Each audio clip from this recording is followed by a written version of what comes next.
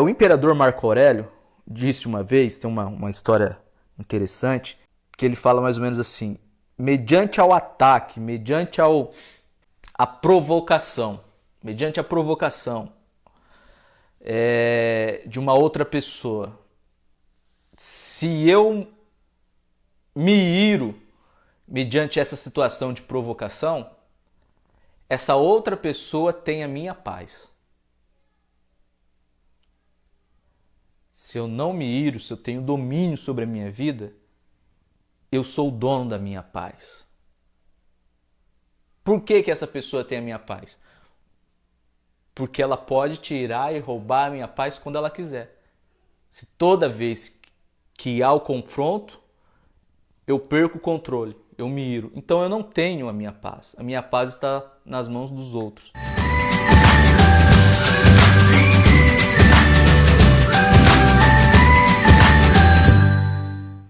Então, ou eu estou no controle da minha vida, ou alguém está me controlando. Ou eu trabalho para cumprir o meu propósito, ou eu estou trabalhando para cumprir o propósito de alguém. Entendeu?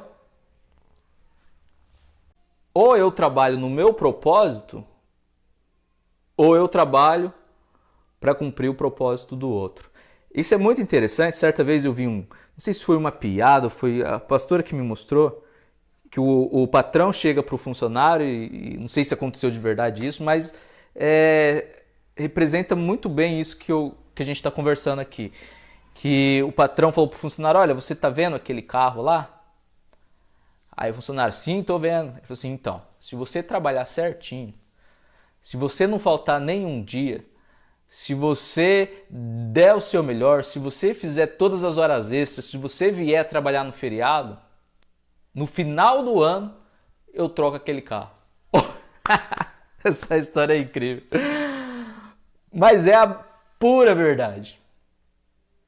Se você não trabalhar no seu propósito, no seu sonho, naquilo que Deus tem para a sua vida, você vai trabalhar para realizar o sonho do outro.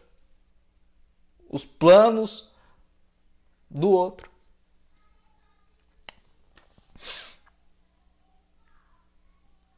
Então, por que eu preciso viver o meu propósito? Porque foi para isso que eu fui criado. Qualquer outra coisa que eu faça que não tem a ver com o meu propósito é uma distorção da minha identidade. Vou repetir.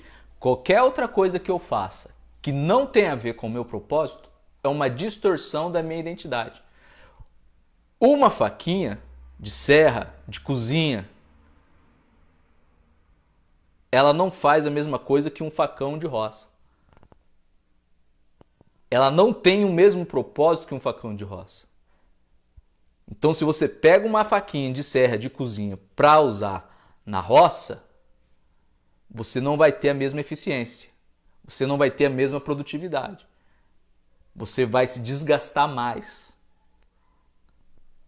e terá menos resultado. Por quê? Porque o propósito da faquinha de serra não é aquele. Está me entendendo? Eu posso viver sem o meu propósito? Posso viver sem o propósito de Deus para minha vida? Você pode viver. Só que você vai se desgastar mais. Você vai ter menos resultado. Quem está me entendendo? Diz amém aí, quem está me entendendo. Agora traz isso para a sua vida. Traz isso para a sua vida. É isso que acontece quando você não vive o seu propósito. E daí você já começa a entender: então é por isso que eu estou quebrando a cara. Então é por isso que eu não consigo ir para a igreja. Então é por isso que eu me esforço e não tenho resultado nenhum. Mas eu quero te falar uma coisa. Você precisa lutar pelo seu direito. Você precisa lutar pelo seu propósito. Você precisa lutar pelo propósito de Deus para a sua vida. Sabe, eu tenho visto que hoje em dia as pessoas elas têm desanimado muito fácil. Elas têm abandonado o barco muito fácil. A primeira discussão no casamento, ela quer abandonar tudo. O primeiro não do pastor já quer sair da igreja. Sabe? Não é assim que funciona. Quando não, a gente tem dado o nosso direito, o nosso propósito para outro. A verdade é que se Salomão não assumisse o propósito dele, o propósito que Deus estabeleceu sobre a vida dele, quem assumiria seria Adonias.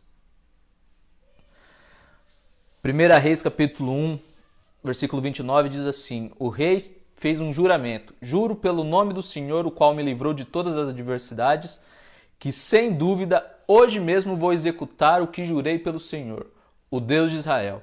O meu filho Davi, rei Davi falando, o meu filho Salomão me sucederá como rei e se assentará no meu trono em meu lugar.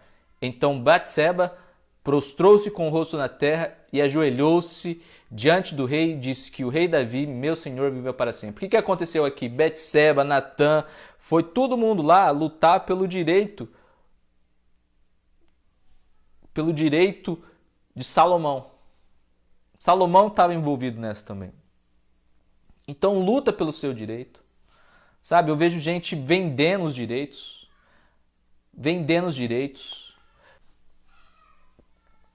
Não venda os seus direitos. Não abra mão do propósito de Deus para a sua vida. Pastor, tem como abrir mão? Porque se Deus tem uma bênção sobre a minha vida, é certo que eu vou viver. Não é certo não. Se você abrir mão, você não vai viver. Entenda uma coisa é o que Deus liberou, outra coisa é o que você agarrou. Entendeu? Deus libera bênçãos, Deus libera destinos proféticos lindos. Mas tem gente que não agarra, tem gente que não pega. Deus libera ministério lindo. Deus libera negócios, projetos sociais. Deus libera sonhos. Mas tem gente que agarra e tem gente que não agarra. Pastor, um exemplo bíblico. Jacó e Esaú. O que estava liberado sobre a vida de Esaú era a bênção da primogenitura.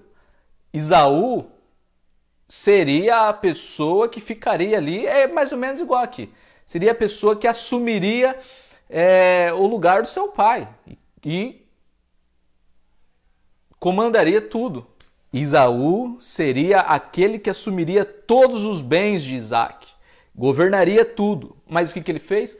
Vendeu a primogenitura, vendeu a bênção. Ou seja, a bênção estava liberada, ele não agarrou.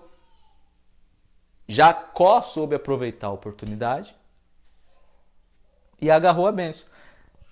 Era para gente conhecer os patriarcas como o Deus de Abraão, de Isaac e de Esaú. Mas por que Esaú não quis viver o propósito estabelecido sobre a vida dele? Hoje a gente conhece os patriarcas como o Deus de Abraão, Isaac e Jacó.